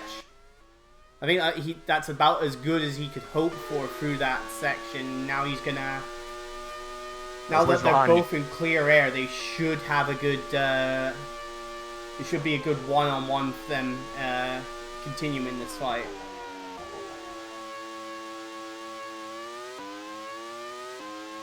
He's coming on to 10 laps to go. So he's going to need a couple more laps to get back up to Vozu. Yeah, he lost a second in that exchange. But again, he's just got so much more traction through the Festival chicane there. You can really see him close up on Vozu through there. And again, through the opening sector, again, just the tires he's got available to him, so much pressure. It's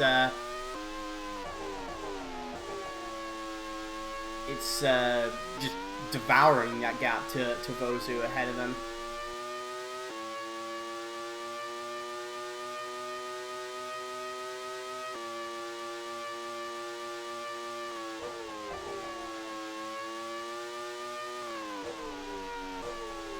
again down the pit straight. Not sure Torrente's close enough to make a move here, but he can certainly get a lot closer for the slipstream. I'm noticing there's some more traffic up ahead, so you just want to wait too long, and then maybe catching that traffic again by the end of the race. That's Malsyz ahead of them. That's about 8 seconds to the checkmate there. But ahead of him, more likely to cause some issues might be Alberto Cara in the young one.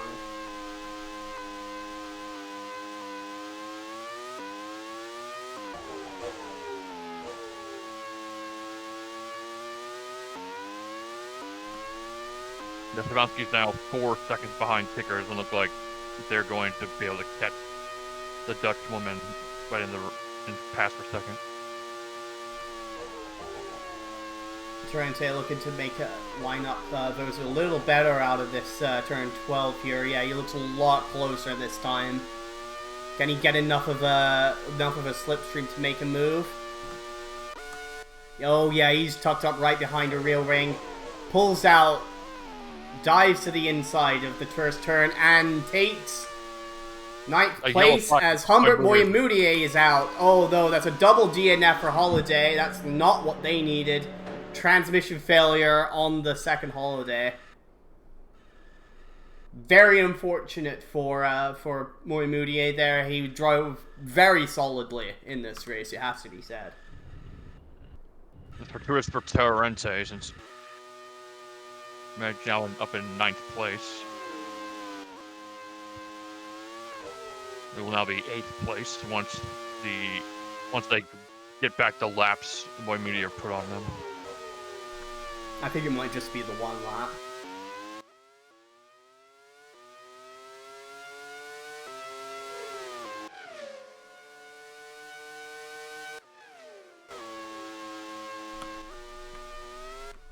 I mentioned a little earlier that Malsyz might put a second lap on Baranek here. It's not that far off from happening. So is that for position with that Foxdale? I believe that have to be Fleet. No, Fleet's looking to put a lap on Baranek himself. It's definitely a learning weekend for our newest Czech racing ARWS driver. I don't think he's going to get another learning weekend, I'll be honest with you. It's been pretty shameful, his performance. Indeed, he pulls over and allows the Foxdale through. That's a lap down to Ben Fleet now. And yeah, that is as Malsyz catching him to put him 2 laps down. It's once again, I think the second checkmate driver is going to be getting a reject of the race award. I'm gonna be honest. That driver, he was the guy who replaced Kremnitsky, who also got reject of the race. Yeah, he got reject of the race after a pretty event up north at the North Ring. Yeah, disgraceful performance there. Baranek has just been atrociously slow and also spun earlier in this race. And for some reason, Checkmate only takes drivers from Czechia and neighboring countries, so I suppose if we're going by that, Monica Flatzer could be a potential replacement instead of Baranek. I'm not sure. Again, it's well, the team owner Martin Moravec does run the Czech Racing Academy, so you would expect them normally to promote Czech talent. And it certainly worked for them in the case of Vaclav Malsyz, but Baranek doesn't seem to be it. At the very least, he needs a lot of time and seasoning in the lower formula. Putting him in this drive was not the right move, I don't think. And yeah, like lower formula performance does not guarantee you'll do well in the big time.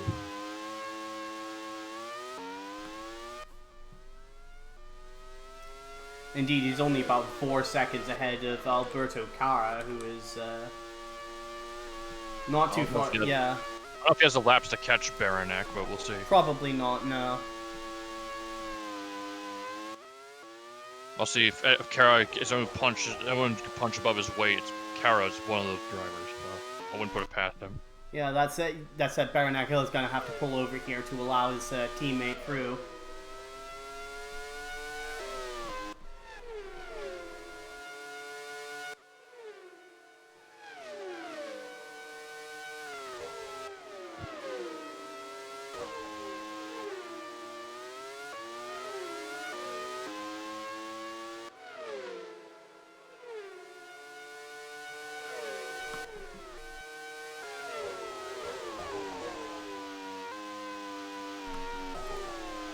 Yeah, Baranek is also 5 laps down at this point.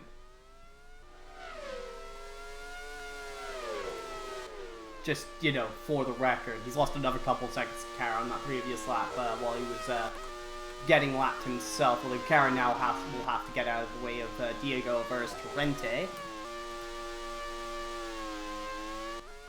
who isn't that far behind Malsyz, but I don't think he's going to catch him either before the end of this race.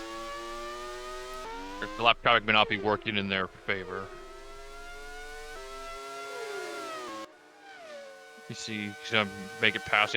He has the power advantage, so he'll get past on the second sector. Unfortunately, I'm not sure Cara. I don't think Cara lost too much time in all that, so he might still be able to catch Baranek before the end of this race. Or maybe not, because he lost about half a second anyway. Barely has 2 or 3 laps left.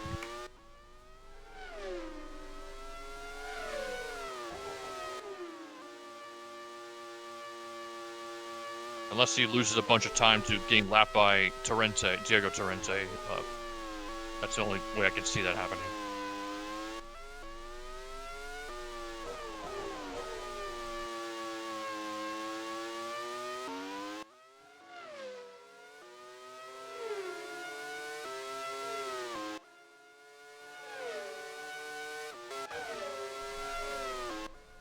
Said Vozu's coming through now, so that might also throw a spanner in the works for Cara.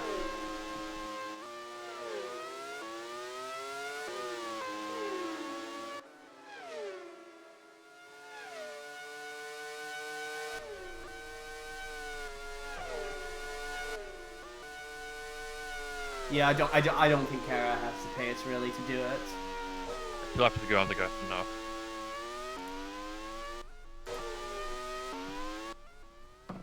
Stravinsky's lowered the gap on Kickert to about 2 seconds, but I don't know if that's going to be enough.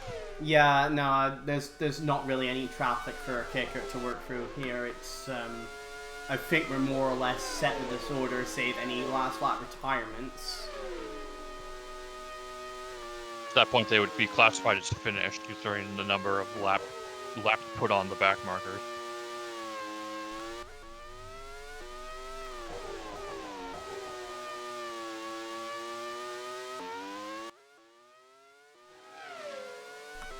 I've never seen a more nervous llama in my life as the one currently in the Simpson pits. Edvard Hogan coming through the final section of corners to begin his final lap of the Columbia River Grand Prix. There's a couple lap cars ahead. As he starts this lap, he's guaranteed a podium, but he wants a lot more than just a podium in this race. Yeah, everyone's kind of holding their breath, considering it's just the driver in the lead right now.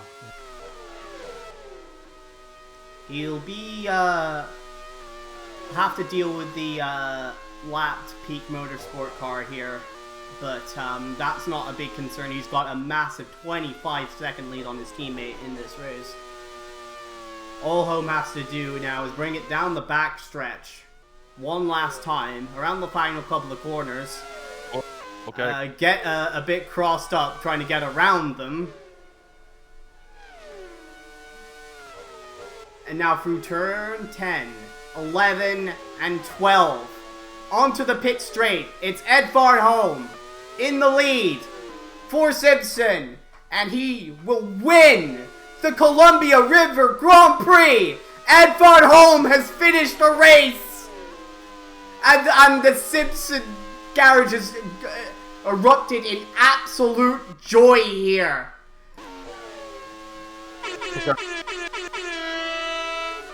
Kickert comes home in second for a 1-2 finish for the Simpson team. I think the second 1-2 finish of the Revival Series. That's their first ever 1-2 finish as an organization. Magda Sravansky caps off the podium finishers here. Takuma Taki will pick up some very valuable points in his quest for a championship. He finishes 4th. Kalon 5th. Akira Yamamura 6th. Vaclav Malsyz 7th. Diego Torrente 8th. Anuvozu 9th, and Martin McFry rounding out the top 10. We see the last cars coming around now. We'll get to the standing. Indeed. But my goodness. It's been a long, very trying ARWS career for Edvard Holm, even if it's only been like not even a season and a half. This is his 17th start. He's failed to finish 16 times, but the 17th is the charm.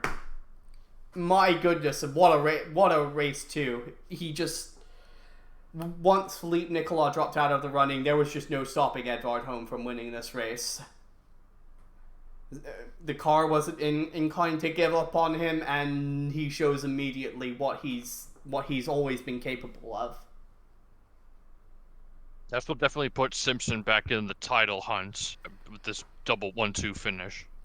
Yeah, indeed, and Kickert will be disappointed to again wind up not converting her pole to a win, but she does gain points on everybody in the title hunt, so she'll take that.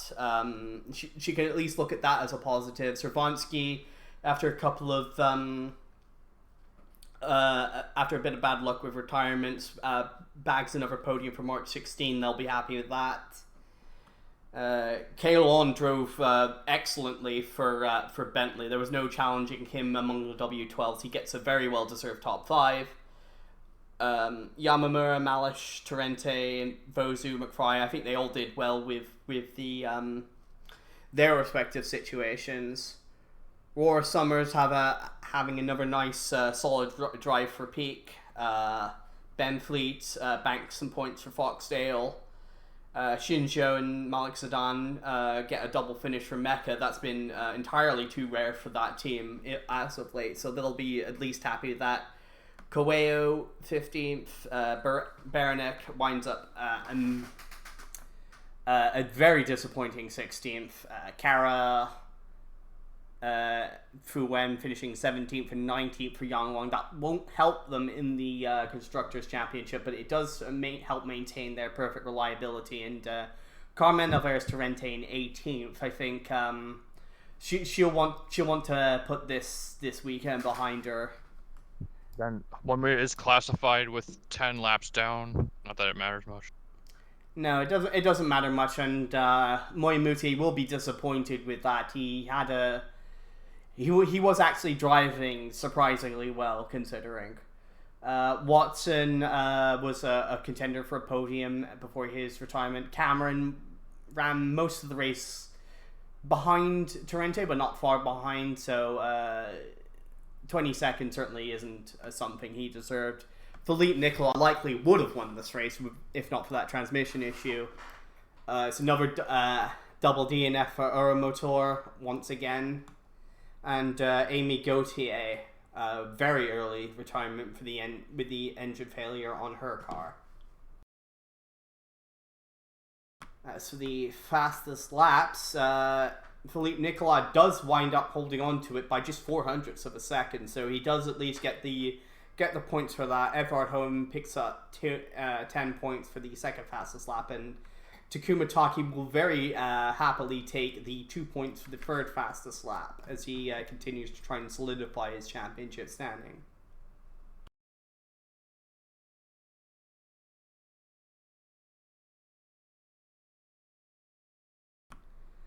And with that, we'll be all for this one. We'll see you next time in Loudon for the is it the Granite State? Yeah, I think it's the Granite State Grand Prix. A first of 2 doubleheader oval races. Like, this will throw a curveball for some of the teams. So indeed, we'll be seeing 2 90-lap events at the Loudon. First of which is the Granite State Grand Prix, and the second, the Northern U.S. Grand Prix. So stay tuned for that. We'll see you then. Yep, take care, everyone.